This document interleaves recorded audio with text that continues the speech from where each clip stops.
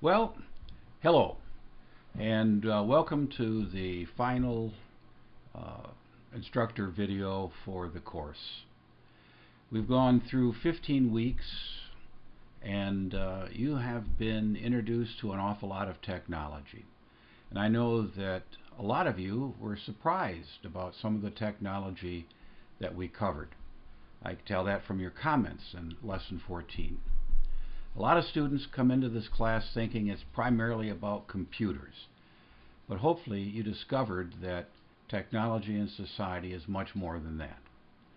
I always find it interesting how much technology that you, a student, have used without really being aware of it. One of the big topics that always seems to jump out for students is the topic of GMO foods. I hope that I've introduced that to you in a way that you can start making some rational decisions about the use of GMO foods. And I imagine a few of you are probably surprised to know that you've been eating GMO foods for quite a while. One of the other areas that always evokes a lot of interest is some of the advances that the space program has given us.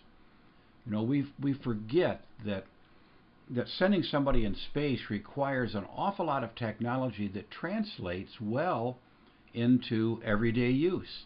Things like improved baby foods, thermometers that you can rub on your skin and get a temperature, those claws, those reflective blankets that they give runners at the end of a race. All of those things, GPS, all of those are a direct result of the space program and have really gone to make life a lot better for us. Another area that students find really surprising is, you all know about digital printing, but I imagine not many of you knew that you could use digital printing to print body parts and organs, and how science is advancing in that area. I mean, this is just incredible cutting-edge technology that will make a tremendous difference in many of your lives, especially those of you who are younger. At some point, they may be able to replace almost everything within your body. You've discovered that technology doesn't have to be something that is complicated. It can be something that's simple, that's used in developing countries. I really think that appropriate technology unit is absolutely fascinating. When I first started teaching this class, I was amazed at how much simple technology is used. See, technology is just a way to make life easier. And so in some of these countries, they're using LED lights, which don't take nearly as much energy to generate, and they're using solar panels to generate those lights.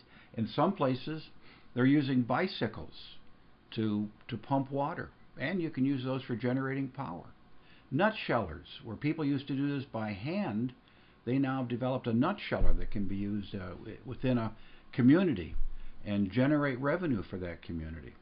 Things like the hippo roller, which is an appropriate technology for people to get water, lots of water, moved easily from the well to where people live. Life straws.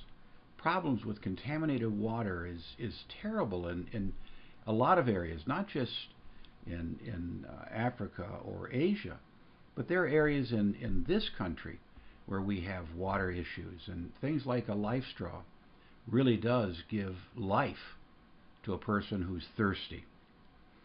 One other area that I've really interested in and have come to really appreciate are drones.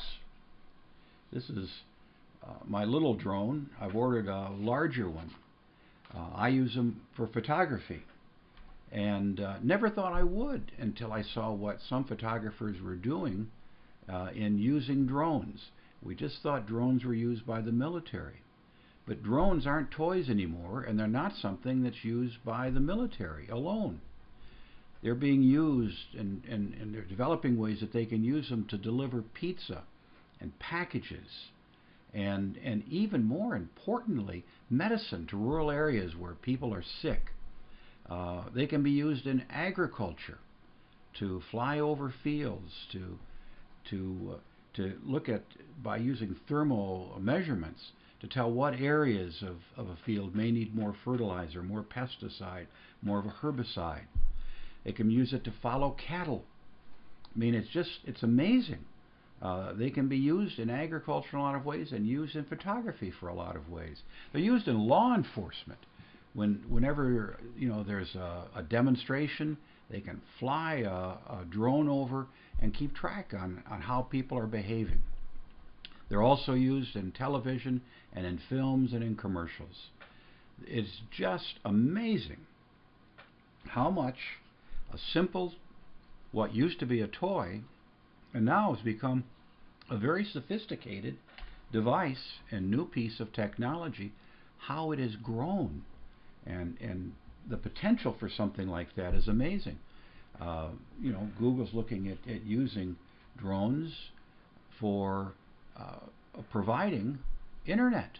If they could run drones up and keep them in areas and use them instead of towers, it gives people the opportunity to use Wi-Fi in areas we never thought was possible.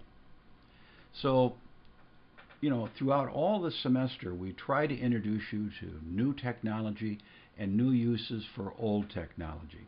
And then in the last few weeks, we really kind of focused in on the impact of technology on things like education and churches and recreation and families. 5 years ago, 2 years ago, heck, a year ago, I never would have been wearing a Fitbit. But I follow that to make sure I'm getting enough steps in. I check my heart rate. I check my sleep patterns.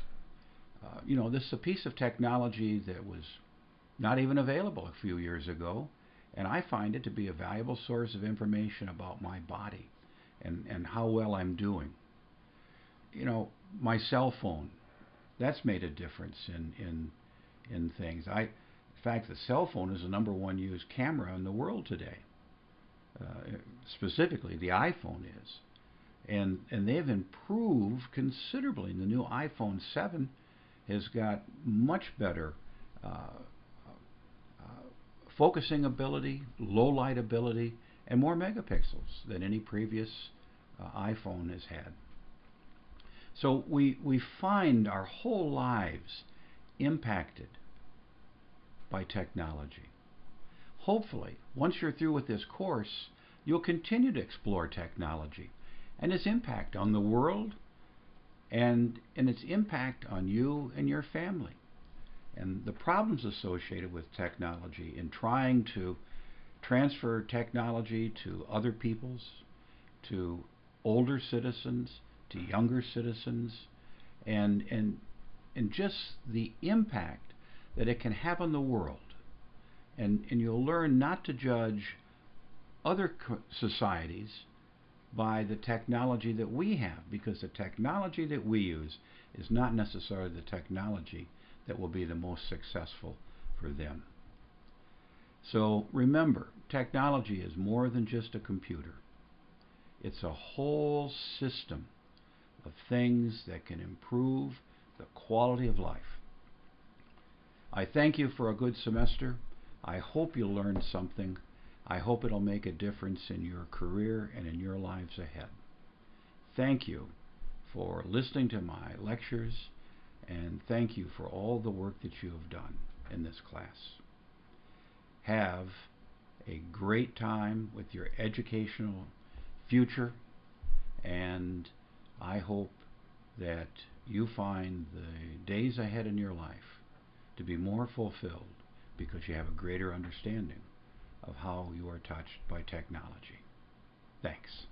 Bye-bye.